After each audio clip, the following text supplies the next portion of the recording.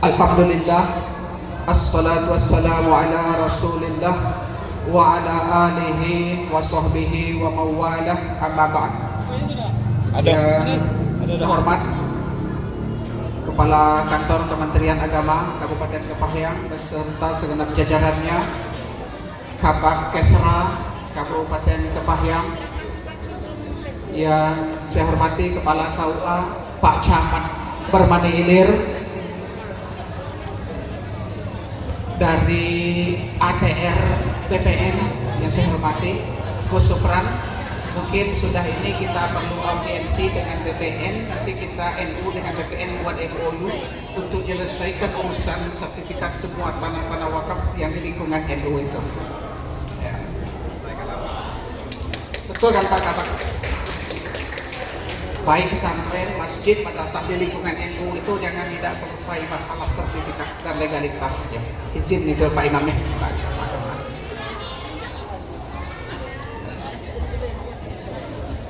Yang saya hormati tuan rumah Pak Kades Desa Pagar Gunung Agung.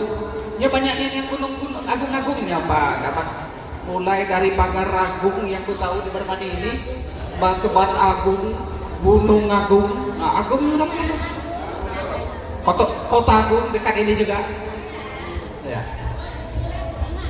Beliau tuan rumah, terima kasih Pak Kades sebagai Rajo Kute yang gantung lekat macung putus mengbu abis kemudian. Coba depan tu Rajo Kute beliau buye ulak kami beliau. Terima kasih gini serta jajaran dan masyarakat Sadeyo. Yang saya hormati Ibu Ketua BKMT, semoga ini menjadi amal kebajikan Ibu. Baru ini saya bertemu dengan Ibu Ketua BKMT. Saya kenal dengan yang sebelum ini almarhumah Maknya Jun yang di depan Masjid Jami. Saya sering ngobrol dengan almarhumah. Semoga Ibu meneruskan bisa kegiatan kita berlanjut dengan baik. Para jamaah yang saya hormati, Ketua LP Ma'arif Provinsi Bengkulu Pak Abdullah MPD, semua Ketua MWC kecamatan se-Kabupaten Kepahyang, mulai dari Muara Kemumu sampai Hujan Mas. Baru kali ini tengok Ketua MWC lengkap minus Kabawetan dan Merigi yang tak hadir ya. Selain itu hadir semua. Alhamdulillah, kita bersyukur kepada Allah. Kita pada kesempatan ini dalam keadaan sehat walafiat. Salawat salam kepada Rasulullah Sallallahu Alaihi Wasallam serta keluarga dan para sahabatnya sekalian. Bapak Ibu yang saya hormati, seharusnya ini ceramah ini pendek saja Pak Kemenak. Bisa kultum kuliah 7 menit, bisa 70 menit. Tapi tadi nasihat sudah diberikan oleh Pak Kemenak. Ini pimpinan kita ya, Pak Hartono tadi juga menyampaikan wejangan kepada kita. Saya kenal Pak Sekda semenjak beliau itu guru SD. Kami sama-sama kepala sekolah sering rapat di Diknas, kepala SMA naik Diknas, kepala dinas, sekarang Sekda. Kemarin Pak Kabak Kesra sebelum ini bertemu saya di Sinar Gunung, acara sunat begini juga. Beliau waktu itu PLT Pak, masih camat tapi disuruh jadi pelaksana tugas harian di Kesra di Kepahyang. Waktu itu saya guyoni Pak Kabak, Pak sebentar lagi akan dikukuhkan secara permanen jadi Kabak Kesra. 3 hari sudah tuh dikukuhkan nian Pak. Jadinya. Jadi Pak Ali, kalau saya galak beguyon itu, guyon ini galak jadi kenyataan. Bapak Ibu yang saya muliakan, hari ini ada 2 agenda kita. Memperingati tahun baru Islam, tahun baru Hijrah. Dalam rangka ini diadakan pula Khitan Makhitan Masal. Ini bentuk kepedulian ya Nahdlatul Ulama, karena gawe ibadah ini Ibu bukan cuma sembahyang, tahlil, baca yasin, dan tidak. Kita belum dikatakan beriman, kata Nabi, kalau kita rajin sembahyang, umrah bolak-balik, haji tiap sebentar, tapi kita tidak punya kepedulian sosial kepada lingkungan kita. Tetangga lapar, Pak Imam, biarlah Pak Imam, penting kita kenyang. Lantaklah kau, anak bini aku bukan, nak kau mati lagi situ, dah kau lapar lah, penting aku kenyang. Bolak-balik juga kita ke Mekah, ke Ka'bah itu, kata Nabi, itu belum sah kita disebut orang yang beriman. Nah maka dalam hal ini kita membantu. Tadi bincang-bincang dengan Pak Kemenang, kalau dibawa ke rumah, aku kan nanya-nanya baik. Kalau dibawa ke rumah, khitbah ini biayanya per orang itu 1 jutaan, 1 juta lebih. Ini 50 orang yang disunat. Kalau kita bawa seorang-seorang bapak ibu, dananya itu sudah 50 juta. Kapan dia nak selesai gawe ini? Nah, tapi karena gotong royong berjamaah, ada yang berwakaf, berinfak, berjamaah mengerjakannya, terlaksanalah kegiatan ini. Inilah menjadi amal jariah yang tidak akan terputus pahalanya sampai akhir nanti. Ya, anak yang disunat ini kan tidak akan diulang lagi sunat kedua kali. Jadi sekali inilah. Ada pakai ini maksudnya. Ini seumur hidup. Ada seumur hidup itulah kebaikan bapak ibu yang menyumbang ini ada pada anak tersebut. Kalau beliau berdoa, sepanjang itu pula doa kebaikan itu kembali kepada bapak ibu yang telah menyumbangkan ini. Kenapa itu sunat diperlukan? Itu kisahnya Nabi Ibrahim. Pertama itu melatih keberanian. Anak lanang itu harus dilatih keberanian. Keberanian pertama, kami tadi setelah memantau Pak Kapan Pak, kau juga memantau.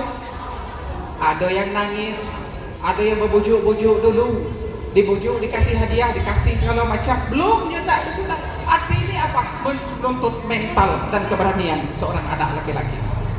Artinya anak kita yang laki-laki itu calon pemimpin, Bapak Ibu. Calon pemimpin tak bisa dididik kalau mentalnya tak siap menghadapi resiko dan tantangan. Pak Kabak ini kalau nyumbang pun tidak jadi Kabak Islam. Banyak tantangan di situ. Minta jatah banyak kan Pak Kabak. Yang jatahnya dikit. Yang usul proposal banyak. Anggarannya dikit. Yang dapat kelak dia senyum. Yang tidak dapat kan beruntung. Terus kepatuhan proposal aku dikeserah itu ngaku dapat hibah tahun ini. Harus dihadapi. Gak bisa pula Pak Kabak ini nak marah-marah nyepak-nyepak meja di situ dia masyarakat kita kan. Adalah mental keberanian. Dididik semenjak kapan? Semenjak dari kecil anak-anak didik kita. Itu latihan keberanian yang pertama bagi anak laki-laki. Kemudian inilah hijrah Bapak Ibu. Ya. Kenapa hijrah itu pindah dari belum sunat jadi sudah sunat? Bukan cuma sunat dan tidak selesai dalam pendidikannya juga kita harus hijrah. Bapak Ibu harus didik lebih baik. Kalau sebelum khitan ada masanya, setelah khitan ada motivasi kita yang baru. Nak, cum, kaulah khitan kini ini. Lah besar, jangan lagi cak anak kecil kemarin. Kalau kemarin malas ngaji, nah kini kan harus ngaji. Kaulah sunnah, dah besar, hijrah mentalnya. Dorong dia untuk berkembang ke depan. Ini salah satu hikmah saja. Nah, kalau hikmah banyak-banyak itu, ya, di depan kiri kanan saya ini penceramah semua ini. Kori-kori kita, Pak Ali Akbar, ini Ustaz kita kalau nak ngaji-ngaji, ini beliau nih gurunya, Pak Ali Akbar. Kakaknya ini sahabat saya juga di pesantren, juga ahli Al-Quran. Nah saya bersyukur Bapak Ibu, Pak Kabak, aku ini sering ngadiri. Kalau di Bermani, di Muara Kebumu tuh tiap sebentar Pak Imam, Pak Anton tuh ngajak saya ngisi BKMT. Tapi kalau giliran saya ngisi, beliau adakan diskusi fikih dan dialog. Saya menjawab pertanyaan jamaah. Kita diskusi. Silakan ibu bertanya, bapak bertanya, saya menjawab ilmu fikihnya. Nah itu di Matan Muara Kemumu. Di mana-mana ibu-ibu yang ngaji itulah banyak, yang muda, yang tua ngaji. Baru Pak Kades, Pak Imam di Masjid Al-Ikhlas inilah aku nengok ngajinya senior saya. Mana ibu yang ngaji tadi? Saya yakin senior saya. BBC aku dengan Pak Kemenak tadi, kata Pak Imam, Pak Kemenak masih muda ibu itu melawan ini. Melawan maksudnya itu, lah tua itu baik, nadanya dari Bayati pindah ke Sobak-Sobak ke Hijaznya, masuk kan Pak Imam? Jarang itu. Kayak nafas Pak Imam ya. Kayak nafas. Kalau nafas itu usia tidak bisa dibohongi. Itulah kehabat ke atas itu. Ya, bagus ya. Nah, mudah-mudahan ibu tadi punya kader anak-anak didik yang berikut-berikutnya untuk dididik. Bapak Ibu yang saya muliakan, nah, saya ini tidak akan panjang-panjang seperti saya katakan tadi. Kenapa hijrah ini kita peringatkan? Yang hijrah ini artinya bahasa Arab kita pindah. Ngapa diperingati? Pindahnya Nabi dari Mekah ke Madinah. Nabi itu pindahnya 2 kali. Pertama ke Taif, sebulan dilempar orang, Bapak Ibu, luka kepala, luka kaki bersama Zaid Bali, gagal. Hijrah ke Madinah, sahabat hijrah 2 kali ke Habsyi, ada yang gagal Bali, ada yang berikut. Berhasil Ja'far itu mengislamkan Raja Habsyi Najasyi pada waktu itu. Hijrah itu prinsip. Boleh ditanya dengan Pak Imam ini, Pak Kemenak kita, di mana bumi dipijak, di situ langit dijunjung. Islam mengajarkan kita, kalau kita hijrah ke satu tempat, jangan jadi orang tidak berguna di situ. Sahabat Nabi itu di mananya hijrah dia berguna, itu orang hijrah. Kalau hijrah di tempat yang lama kemarin kita copet, tempat yang baru kita omalin, itu bukan hijrah namanya itu. Pindah tempat profesi, pindah tempat operasi, bukan hijrahnya begitu. Nah, kenapa tahun ini diperingati? Sejak kapan itu diperingati? Dulu Gubernur Basrah namanya Panglima Abu Musa Al-Asy'ari kirim surat, itu cerdas orang dulu itu, ke Khalifah Umar bin Khattab. Khalifah Umar bin Khattab kirim perintah melalui surat, tidak bertanggal, tidak berbulan, tidak bertahun surat itu. Nah, tidak ada tanggal, tidak ada tahun, tidak ada bulan. Untuk apa surat itu ya? Medan perang saja dikendalikan Sayyidina Umar dengan surat dari Madinah. Itulah kata orang kini, ini pendidikan ini Pak Imam, mungkin literasi kan Pak. Kita kini lah lemah literasi. Jadi suruh baca, tidak jelas yang baca apa. Bukan buka huruf, bukan. Yang baca itu salah memahami, karena literasi kita rendah. Konon penelitian di dunia Indonesia paling rendah literasinya. Ini memprihatinkan. Nah, kalau dulu Sayyidina Umar kirim surat, apa katanya kepada Panglima Abu Musa, ke Panglima Sa'ad, menaklukkan Persia, Iran itu ditaklukkan sekaligus oleh Sayyidina Umar. Perintahnya apa? Kirim surat kepadaku setiap hari sampai aku bisa mengerti di mana posisimu, di mana duduk tegak musuhmu. Kuperintahkan kau dari Madinah ini melalui suratku, petunjukmu melalui surat. Itu dilaksanakan. Beliau bisa membayangkan, oh ini sungai, ini posisi pasukan Islam, ini pasukan musuh, gerakannya ke sini, kalau mundur dari sini ambil ancang kemari. Akurat perintah Sayyidina Umar itu melalui surat.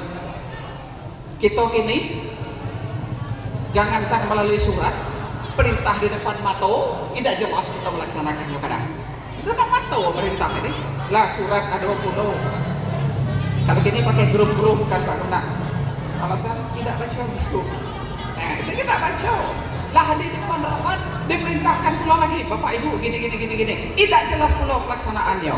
Guru perintahkan pula di sekolah, murid tidak jelas pula apa yang digawekan. Inilah rendah kadar membaca kita. Tapi inilah zaman medsos kita ini. Nah, karena surat tadi tidak bertanggal, Bapak Ibu, Abu Musa mengusul pada Sayyidina Umar, ya Amirul Mukminin, macam mana kita menentukan surat ini dikirim kapan, hari apa, tanggal berapa? Tidak ada surat tanggal, tidak ada bulan, tidak ada tahun. Bagaimana kalau kita meniru pula orang Persia dan Romawi? Mereka punya tanggal tahun Persia. Kalau Persia sekarang kan sudah 2000 sekian tahunnya kan. Romawi, ya oke lah. Nah, ini pemimpin itu dia pakai rapat. Sidanglah Sayyidina Umar di Madinah. Hadirlah para kibarus sahabi, sahabat-sahabat besar. Ada yang mengusul Amirul Mukminin. Kenapa? Sejak kapan tahun Islam kita sekarang? Sejak Nabi lahir. Dibantah oleh sahabat yang lain. Yang tiba-tiba bantah sahabat Nabi itu biasa, indahnya belagu.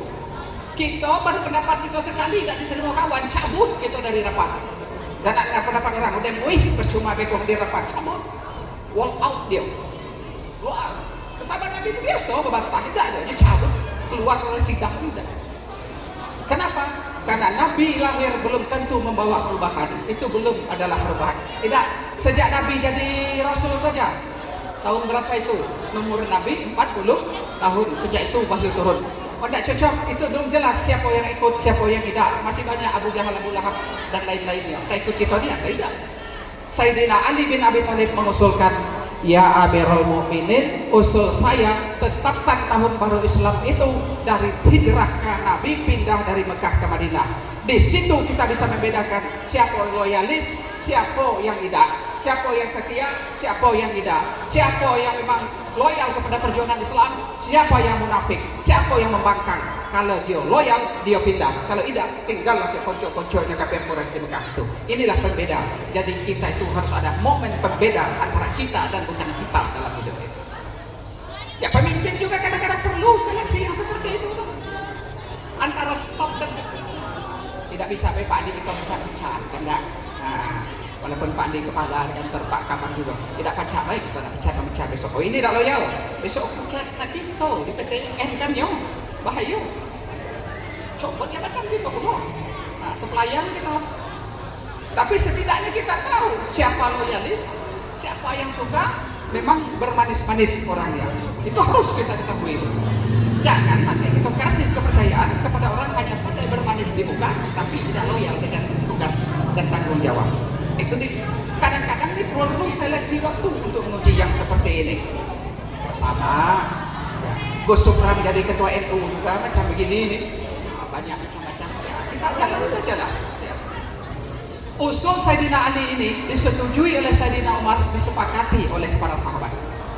Maka sejak itu ditetapkanlah hijrahnya Nabi dari Mekah ke Madinah itu menjadi tonggak awal tahun baru Islam, bahkan disebut tahun Hijriyah. Kalau SKI lah dulu SKI coba teman itu baru nilai B. Jadi hijrah, tapi hijrah terbagi dua. Ini poinnya saja ibu-ibu. Hijrah terbagi dua, hijrah makani, hijrah maknawi. Apa hijrah makani? Macam aku tadi dari Talang 3 pindah ke sini, ke apa namanya Pak Kades, Gunung Agung. Pindah ke Gunung Agung sampai ke Masjid Al-Ikhlas. Aku Pak Kades lewat-lewat bertahun-tahun lewat masjid ini. Sejak Pak Imam masjid ini masih kecil dulu, belum dibangun masjid besar ini kan. Nah proses bangun tiap aku lewat, aku nengok orang bangun masjid di sini, mereka besarkan masjid. Berpikir aku tuh Pak Imam, apalah alasan aku nak mampir di masjid baru yang telah alamnya ini pinggir jalan. Tidak ada alasan aku nak mampir, lewat-lewat baik kan.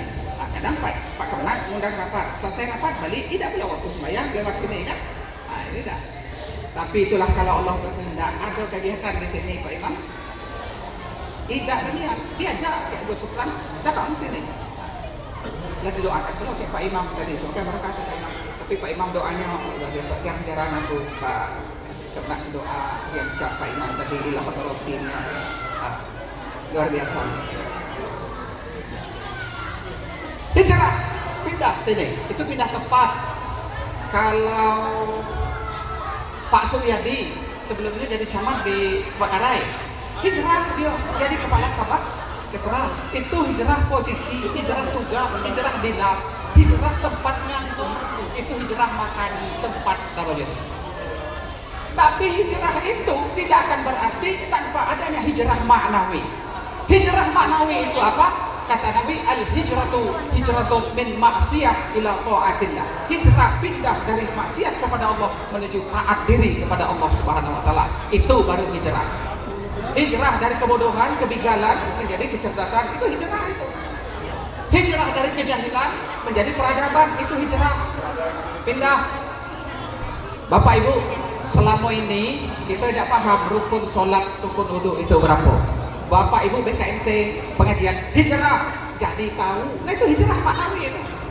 Yang selama ini malas sholat, tidak pakai sholat bahkan, atau SMS sholat maghrib saja. Hijrah kita sholat jadi 5 waktu sehari semalam, itu hijrah. Tapi hijrah itu Bapak Ibu tidak seindah kata-kata lah hijrah. Jadi enggak hijrah aku kan, hijrah dia hijrah aku tidak segampang itu. Hijrah itu sahabat Nabi melalui jalan berliku, pasir panas, koral tajam, onak duri dilalui, itu namanya hijrah. Kadang-kadang hijrah itu gak enak Bapak Ibu. Misalnya ini ada cerita ya, aku waktu kemarin masih begajulan, apa itu? Kemarin aku masih meremang, masih jadi orang jahiliyah, semuanya lancar-lancar saja.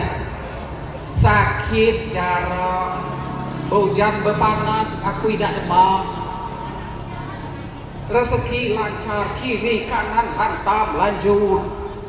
Semenjak aku tobat nih Pak Ustadz, semenjak aku hijrah nih, rezeki sulit, penyakit banyak, angin dikit kita lah demam, asam urat kumat, gula darah tinggi, kolesterol naik. Inilah semenjak aku semayang, semenjak aku hijrah nih. Ada yang bilang macam itu? Apa aku balik cak dulu baik, tak usah hijrah? Buye aku hijrah dia. Sejak tobat JPC hidup ke dia Bapak Ustaz. Waktu aku di Mereman aman baik. Bapak Ibu tahu jawabannya? Waktu Mereman tu masih muda, itulah ini hujan panas tidak ada mam. Tobatnya terlambat. Kapannya tobat? Asam urat lah kumat, gula darah lah kumat, kolesterol naik, baru tobat. Gak wajar lah gula, nyalah tua baru tobat. Banyak lah penyakit gitu. Kemarin kita masih gadis muda, masih pengantin muda, umur 35 ke bawah lah wajar pula tidak sakit-sakit nak baucak nak panas. Kini cucuk lah 10 lah wajar pula kolesterol sabun berat baru tobat. Tapi itu lebih baik ya, tapi itu lebih baik. Yang kedua, hijrah itu ujian. Saya contoh ya, sahabat Nabi itu ada yang namanya Su'aib Ar-Rumi, gelarnya Abu Yahya. Dia hijrah Bapak Ibu, di jalan dihadang oleh Quraisy. Su'aib, kau masuk Mekah dulu miskin, kau bersama kami di Mekah ini tak jadi konglomerat, tak jadi orang kaya. Kini kau ikut Muhammad ke Yasrib ke Madinah, enak baik kau pindah-pindah dari tempat kami. Balik. Kau balik lagi ke Mekah, tak boleh ikut Muhammad. Jawab Su'aib Ar-Rumi, dia geser dikit Pak. Jadi kadang ada waktu langkah kita ni harus bergeser, jangan tegak di situ lah. Buang langkah dikit, nak langkah 3 langkah 4 serah situ Pak Kades. Pokoknya geser langkah. Pak Suryadi ini pakarnya nih, ahlinya beliau. Langkah 3 langkah 4, ahlinya Pak Suryadi ini. Geser langkah ke tempat lebih tinggi, beliau ambil panah. Apa kata beliau? Hei kalian orang-orang Quraisy, dengar ya. Aku ini pemanah ulung, kalau ini snipernya tuh. Kalian tahu panahku ini satu panah, satu nyawa kalian. Kalau kalian berani maju, silakan maju ke sini. Kalau habis panahku ini pedangku masih ada. Kalian ku hadapi dengan pedangku ini. Atau pilihan kedua, biarkan aku pergi, ambillah hartaku di Mekah itu. Jangan ganggu aku pergi. Hartaku gudang hartaku di Mekah itu ambil lagi kalian. Jelas Quraisy memilih pilihan yang kedua.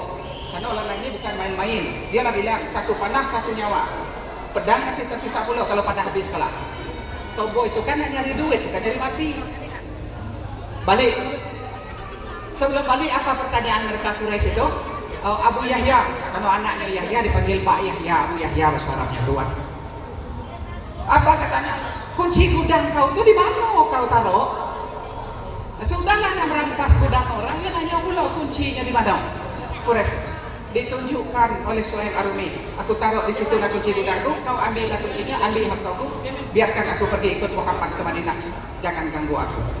Pengorbanan ini dalam Al-Quran. Allazina amanu wa hajaru wa jahadu fi sabilillah ulaika humul mu'minuna haqqan. Kalau belum bisa berkorban, belum sah disebut orang beriman yang sebenar-benar. Itu pengorbanan. Berjalan dia dengan anaknya ke Madinah 430 kilo. Koreksi Pak Imam kalau salah, dan salah saya Mekah dan Madinah ya. Sekitar itulah waktu kembali. Pokoknya 400 kilo di pinggang. Kita naik bis, pantat dulu. Pak ini orang ini pantat duduk. Belum sampai Madinah. Orang berjalan kaki. Naik duduk, bersiang malam. Itulah hijrah. Jadi hijrah ini bukan hal yang gampang. Hijrah birokrasi juga. Kita susah. Bapak boleh jadi kepala di kantor, tapi kita hijrah kalau birokrasi ditutup. Pak, di mana buah itu dewek nantang? Pak, kemarin tidak saya ini, Pak, saya itu protes. Udah hijrah. Saya ini sering bertemu dengan para pemimpin di birokrasi di kantor. Enaknya Pak, kalau bicara clear, selesai. Kita bicara ke pemimpin kan? Bagaimana Pak ini clear? Kalau tidak clear tuh, di meja bawah tuh. Nah pemimpin ini tertibkan meja-meja di bawah itu. Ada yang berontak. Kenapa? inilah buka birokrasi belok-belok. Hijrah ini pasti banyak tantangannya. Tapi kalau nak baik ya selesaikan, harus lakukan yang seperti itu. Cepat, tepat, akurat. Nah ini baru hijrah. Kalau tidak itu peringatan bela tiap tahun kita sebenarnya belum hijrah. Nah hijrah masyarakat. Biasanya kalau sholat maghrib tuh ada sekian orang lah Pak Imam di kampung kami itu. Bilalnya, tukang azan, tukang kucus beduk, garimnya Pak Imam seorang. Nah, tuh azannya nyari, tua ada 4 di atas itu kan. Kalau tahun ke depan masih 4 orang nilai si masjid kita, berarti kita masih gagal hijrah. Masih gagal hijrah. Belum ada tambah, belum ada perubahan. Jadi Bapak Ibu, saya doakan dengan tahun baru hijrah ini, semoga kita menjadi lebih baik dari waktu ke waktu. Karena kata Rasulullah dalam hadis riwayat Imam Hakim, man kana yaumuhu khairun min amsihi fahuwa rabihun. Orang yang hari ini lebih baik dari kemarin itu orang yang beruntung. Man kana yaumuhu kamisli amsihi fahuwa mahbudun. Kalau orang hari ini dengan kemarin sama baik, tak ada peningkatan, tak ada perubahan, itu orang tertipu. Perasaannya masih hebat, perasaannya masih pintar, perasaannya masih gerot, padahal tidak ada kemajuan. Cak tulahnya, itu orang tertipu oleh perasaan. Nike pasoy ne bibi, pasoy nike, pasoy tegi gerot, gini hebat, padahal cak buat dia baik tu. Mangkana yaumuhu syarrun min amsi fahuwa mal'unun. Siapa yang hari ini lebih jelek, lebih buruk dari yang kemarin, inilah orang terlaknat, inilah orang yang terkutuk. Kadang-kadang kita tidak sadar, termasuk orang seperti saya ini, sering juga model tidak sadar itu Pak kawan. Kenapa? Ini kami ada yang seperguruan di sini. Pak Ali seperguruan, kami bersama murid Yai Daro ini, Pak Abdullah sama murid Yai Daro ini, kami seperguruan. Beliau penghuni kamar 1, saya kamar 6 di pesantren dulu. Cuma saya kelas 4, beliau kelas 2. Jadi kalau saya kini naik, dia kelas 3, pegang provinsi beliau. Itu namanya kadarullah, kata dia Tuhan. Enggak provinsi. Kadang-kadang orang model kami yang pernah nyantri ini, Pak BBM, ada cerita macam ini. Bisa kita tengok kan, santri kita hafal Quran, santri kita belajar kitab kuning. Komen model kami ini, apa di komen? Wih, ini wak dulu, lah dulu, wak dulu, apa kalau ini? Kapan? Waktu di pesantren dulu. Mulai kalau orang nengok belajar nahu, kita ngomong, woi, kamu perlu belajar ini. Wah, kalau suruh tahu, lebih sadar ini kita buat ngaji, sampai kita itu diceritakan zaman kita di pesantren. Suruhnya baca kitab hari ini, kulitnya lagi tak kebaca, jangankan isinya.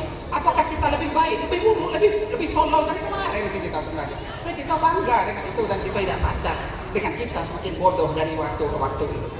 Kita tidak sadar dan masih semakin waktu ke waktu sebenarnya ilmu kita jauh berkurang. Dengan orang sholat sunat, kita ceritakan zaman mondok dulu, sama seperti zaman kami Pak.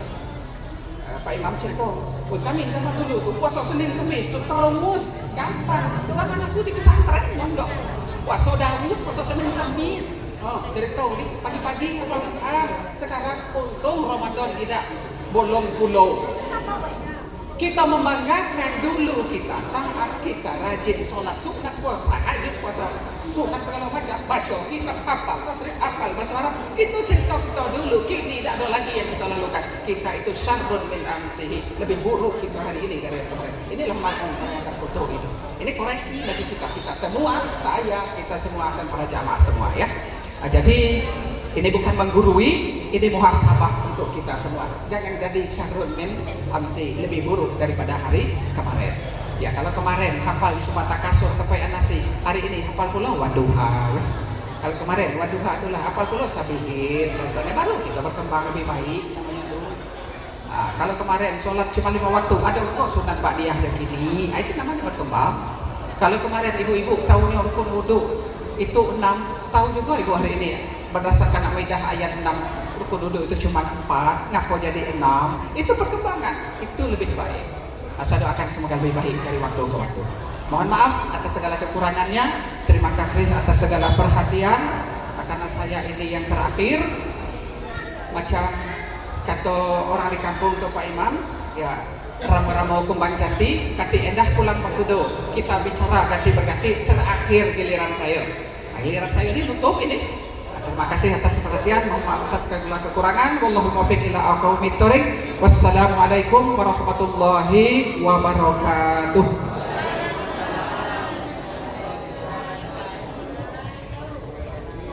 Bapak Ibu hadirin yang dirahmati Allah Subhanahu wa taala, demikianlah serangkaian acara Tablik Akbar Tahun Baru Islam 1448 Hijriah dan hitanan masal PCNU Kabupaten Kepahyang yang berkolaborasi dengan pemerintah Desa Gunung Agung tahun 2026 telah terlaksana dalam keadaan lancar. Marilah kita menutup acara dengan bersama-sama melapaskan lapas hamdalah. Alhamdulillahirabbil alamin. Sebagai pemandu acara, lebih kurang saya mohon maaf, pada Tuhan saya mohon ampun. Wallahu muwaffiq ila aqwamit thoriq. Wassalamualaikum warahmatullahi wabarakatuh.